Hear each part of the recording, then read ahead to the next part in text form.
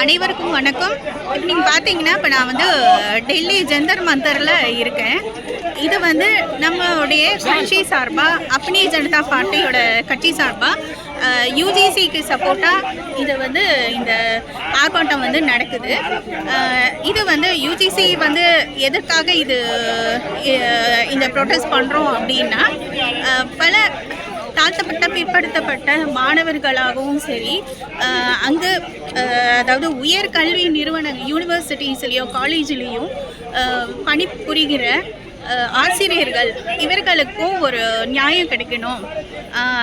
ஜாதியின் அடிப்படையில் அவங்க வந்து அடக்குமுறைக்கு ஆளாகிறார்கள், ஒடுக்கப்படுகிறார்கள். இது பல ஆண்டு காலமாக 2019-20 இருந்து இந்த மாணவர்களுக்கு ஒரு சமநீதி வேண்டும், சமத்துவம் வேண்டும் அப்படின்னு நிறைய கோரிக்கைகள் இருக்குது. அதாவது அங்கு பயிலக்கூடிய எஸ்சி எஸ்டி எம்பிசி மாணவர்களுக்கு பாதுகாப்பு இல்லாத ஒரு சூழல் வந்து நடந்துட்டு இருக்கு. இதன் காரணமாக 2023 சில மாற்றங்கள் கொண்டு வந்தாங்க. அந்த மாற்றங்கள் கொண்டு வர முடியாமையே இன்னும் நிறைய தற்கொலைகளும், அதாவது மாணவர்கள் படிப்பை வந்து பாதியிலே விடுபடக்கூடிய ஒரு சூழ்நிலை வந்து அமர்ந்திருக்கு அப்படின்னு தான் சொல்லணும். இது மாணவர்கள் மட்டும் இல்லாமல் அந்த யூனிவர்சிட்டியில் பணிபுரிகிற துணை பேராசிரியர்கள் பலர் இந்த இன்னல்களுக்கு ஆளாக்கிறார்கள். நீ என்ன ஜாதி என்ற அடிப்படையில் அவர்களுக்கு வந்து பொறுப்புகள் நிராகரிக்கப்படுது.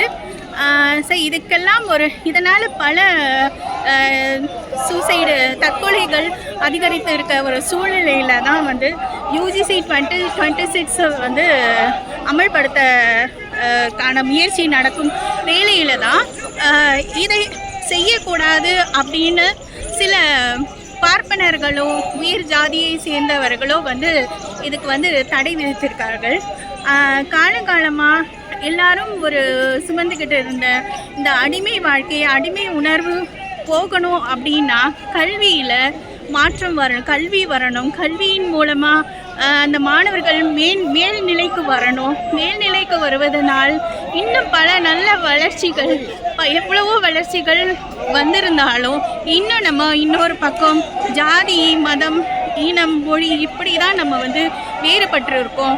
ஒரு புறம் there is unity in diversity என்று நாம் பெருமையுடன் கூறினாலும் கூட அந்த டைவர்சிட்டி என்றது ஜாதி, மொழி இதனால் பின்தங்கி இருக்குது அப்படின்னு தான் சொல்லப்படுது.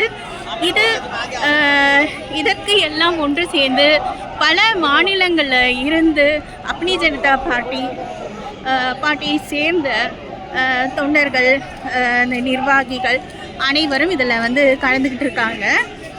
இன்னும் நிறைய பேர் வருவதற்கான நேரம் இன்னும் இருக்குது.